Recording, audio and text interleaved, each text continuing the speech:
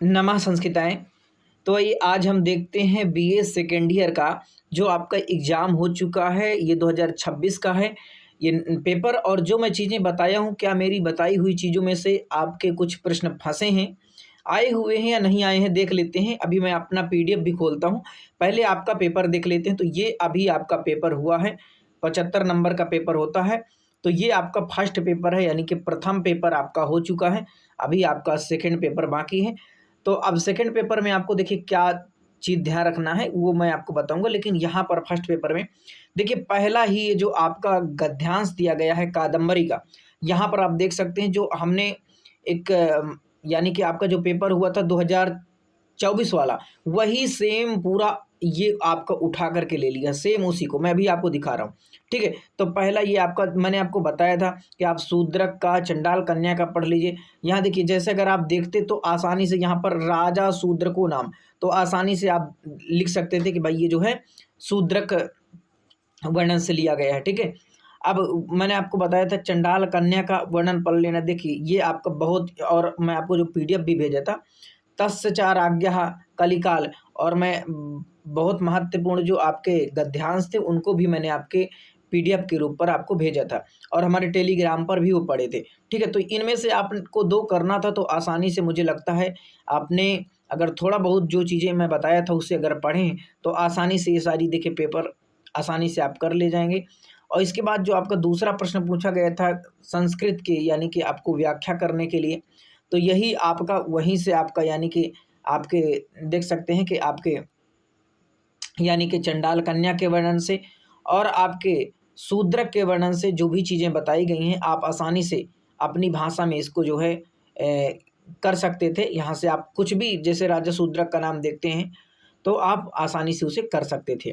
ठीक है? इसके बाद देखिए प्रश्न संख्या में देखेंगे तो हमने बताया था कि यहाँ पर प्रश्न संख्या 3 वो रेखांकित समास विग्रह करना था। यहाँ विग्रह लिखा हुआ, लेकिन समास विग्रह ये एवं विग्रह समास का नाम, यानी कि उसमें कौन-सा समास है और समास विग्रह करना है, ये चीज़ आपको बताना था। इसके बाद यहाँ पर देखिए ये वाला प्रश्न मैंने बताया था कि आपको चाहे तो पंपा सरोवर अथवा विदिशा का वर्णन ये पूछ लिया है, अथवा मैं आपको बाणोच्छिष्टम जगत सर्वम की समीक्षा मैंने आपको बताया ही था। गद्धम कवीनाम निक्सम वदंती, इनमें से 2 मैंने आपको कहा था, आप वीडियो देख सकते हैं कि बाणोच्छिष्टम जगत सर्वम, गद्धम कवीनाम निक्सम वदंती, ये 2 में से आप एक तैयार कर लीजिए, आपकी परीक्षा मिल जाएगा। वही आपके देखिए परीक्षा में आ गया। फिर मैंने आपको 10 श्लोक बताया था, आप देख सकते हैं कि आपको 10 श्लोक में से आपको ये सारे आपको 10 धूमय ज्योति सलिल मरुताम, ये आपको 10 श्लोक से ही मिल जाएंगे। संतप्तानाम तमस शरणम, आपको कितने करना था? 2 ही करना था। ठीक है?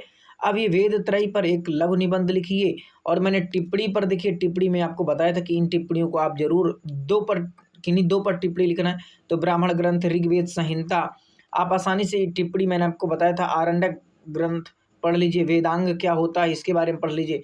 और मैंने कहा था कि महाभारत या रामायण के बारे में अगर नहीं पढ़ते हैं तो आप जो है इन पर टिप्पणी पढ़ लीजिए। तो देखिए अभिज्ञान शाकुंतलम के बारे में बताया था। अब अभी मैं आपको दिखा रहा हूँ अपना भी जो मॉडल दिखाया था, मॉडल पेपर बना करके।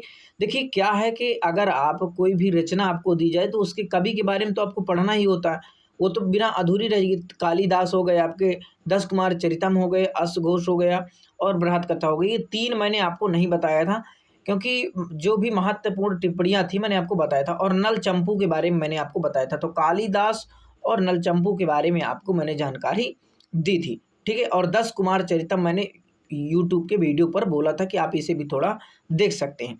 तो आइए अब देखते हैं जो हमने बताया था। तो देख सकते हैं ये हमारी पीडीएफ जो हमने आपके लिए तैयार किया था। तो यदि आप इसके बताए अनुसार राजा शूद्रक, चंडाल कन्या, वैश्यपायन, इनको ही आपको समास बताया था। ये सारी चीज़ें इनको आपको देख सकते हैं। यहाँ पर मैंने बताया था गद्दम कवि नाम निक्सम वदंती पूछेगा, या बाणोच्छिष्टम जगत सर्वम पूछेगा, और सुकु शूद्रक वर्णन, ये देखिए चंडाल कन्या का परिचय। ये इतने सारे प्रश्न बने जा सकते हैं, लेकिन इनमें मैंने आपको जो महत्वपूर्ण प्रश्न बताया था कि यदि आप 2 प्रश्न आप तैयार कर लेते हैं तो आसानी से आपके परीक्षा में मिल जाएगा, और आप अभी भी जाकर के वीडियो देख सकते हैं। ठीक है? और देखिए पूरा 100% आपका पेपर मिल जाए, ये तो मैं क्योंकि पेपर बनाता नहीं हूँ कि मैं वही आपको बता दूँ। ठीक है? एक अनुमानित आधार पर जो चीज़ें बताया था, लगभग आपकी कुछ चीज़ें जो है 90% तो मैं कह ही सकता हूँ इसको, या आप जो भी इसमें ग्रेड देना चाहें आप बता सकते हैं। और इसके बाद मैंने बाणभट्ट और मेघदूत के बारे में 10 श्लोक आपको बताया था कि 10 श्लोक पढ़ लीजिए, इसी में से आपको मिल जाएगा आसानी से, वही चीज़ आपको 10 श्लोक में से ही आया है, ठीक है। फिर संस्कृत व्याख्या में, और इसमें देखिए ये आपको बताया था उपनिषद का परिचय, इसमें उपनिषद नहीं आया है। इनमें से आपको बताया था कि आप इनको टिप्पणी पढ़ लीजिए। यजुर्वेद, ब्राह्मण ग्रंथ, आरण्यक ग्रंथ देखिए आया है, ब्राह्मण ग्रंथ आपका आया है, वेदांग आया है, और ऋग संहिता यानी ऋग्वेद के बारे में आया। तो ये देख सकते हैं सारी टिप्पणियाँ जो लिखी हुई हैं वही टिप्पणियाँ आपसे पूछी गई हैं। इधर मैंने पूछा था, देखिए कहा था कि रामायण महाभारत, इसमें से आपको लॉन्ग आंसर लिखना होगा। ये तुलनात्मक वर्णन आएगा या सांस्कृतिक, तो इस बार महाभारत का सांस्कृतिक वर्णन ही आया था।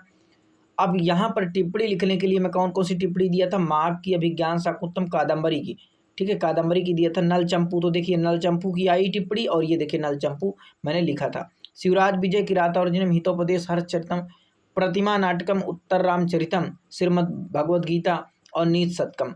तो इनमें से आपको 2 टिप्पणी तो हमारी बताई मिल गई हैं, ठीक है, और एक टिप्पणी आपको नहीं मिली। तो अगर थोड़ा बहुत पढ़े होंगे तो अच्छे से लिख दिए होंगे तो कोई दिक्कत आपको नहीं।